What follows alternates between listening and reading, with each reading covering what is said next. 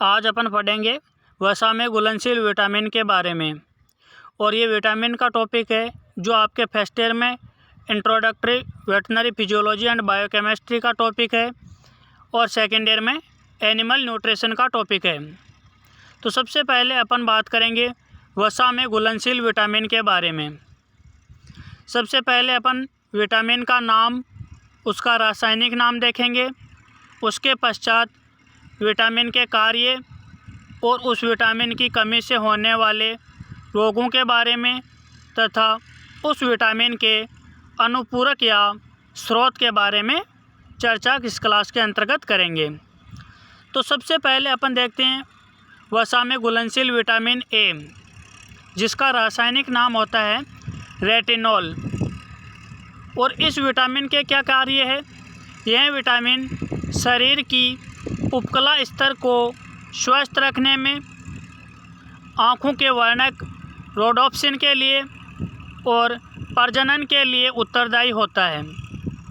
यानी vitamin A के कार्य है कि शरीर की उपकला को स्वस्थ बनाए रखना, जो त्वचा का कोमलपन है या त्वचा की जो स्मूथनेस है वो विटामिन ए के कारण होती है।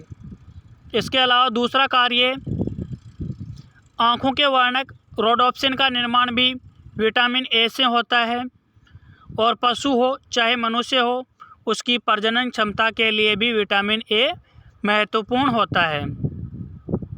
अब अपन बात करते हैं विटामिन ए की कमी से होने वाले रोगों के बारे में।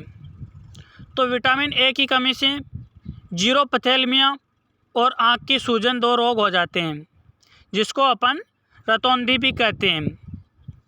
जीरोपथेलमिया में क्या होता है कि विटामिन ए की कमी के कारण आँख का कॉर्निया है जो सूखकर कठोर हो जाता है और उस स्थिति को केरेटिनाइजेशन ऑफ कॉर्निया कहते हैं।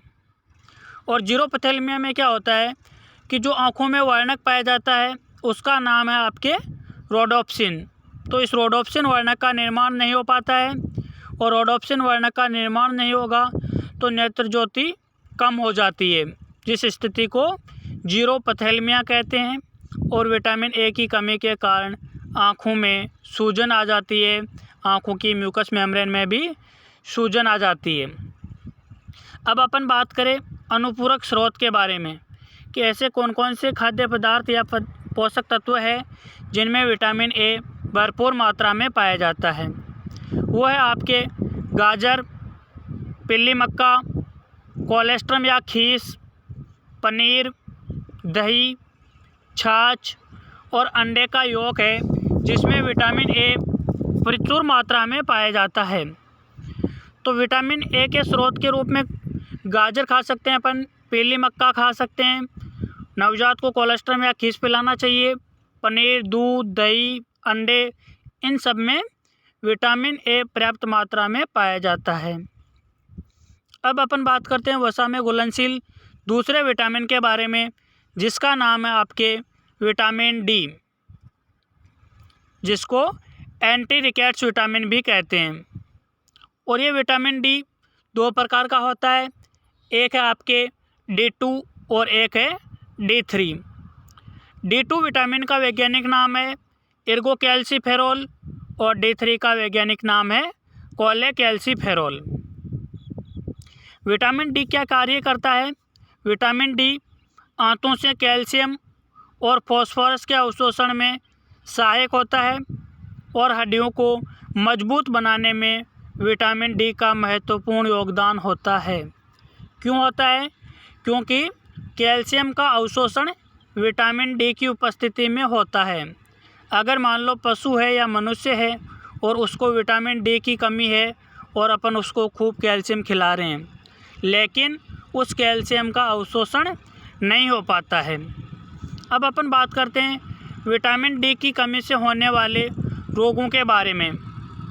तो विटामिन डी की कमी से युवा पशुओं में या बच्चों में रिकेट्स और वृद्ध पशुओं में ऑस्टियोमलेशिया नामक रोग हो जाता है। ऑस्टियोमलेशिया में क्या होता है कि हड्डियां कैल्शियम का अवशोषण नहीं कर पाती है और रिकेट्स में क्या होता है कि युवा बच्चों में कैल्शियम की कमी के कारण हड्डियों का विकास नहीं हो पाता है। नेक्स्ट कमी का लक्षण है शरीर की वृद्धि का रुक जाना। कैल्शियम की कमी हो जाएगी, हड्डियों का विकास नहीं होगा तो हड्डियों की वृद्धि है जो रुक जाती है। पैरों का मुड़ जाना, अंडों पर बाह्य आवरण का कमज़ोर होना, जो अंडे के ऊपर बाह्य आवरण पाया जाता है वो आवरण कमज़ोर हो जाता है और हड्डियां भी कमज़ोर हो जाती है। ये सभी लक्षण या रोग है जो विटामिन डी की कमी के कारण होते हैं।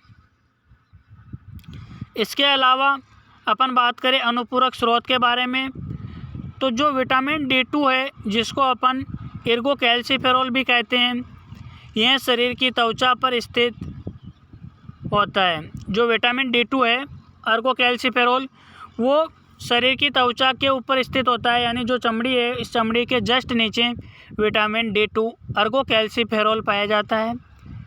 और यह विटामिन D2 अल्ट्रावायलेट रेज ग्रहण करके विटामिन डी में बदल जाता है। इसके अलावा विटामिन डी के स्रोत के रूप में cod liver oil, egg yolk, सूखा चारा और कोलेस्ट्रम, इन सभी पदार्थों में विटामिन डी पाया जाता है। और यह विटामिन डी 2 अवस्थाओं में पाया जाता है, D2 और D3।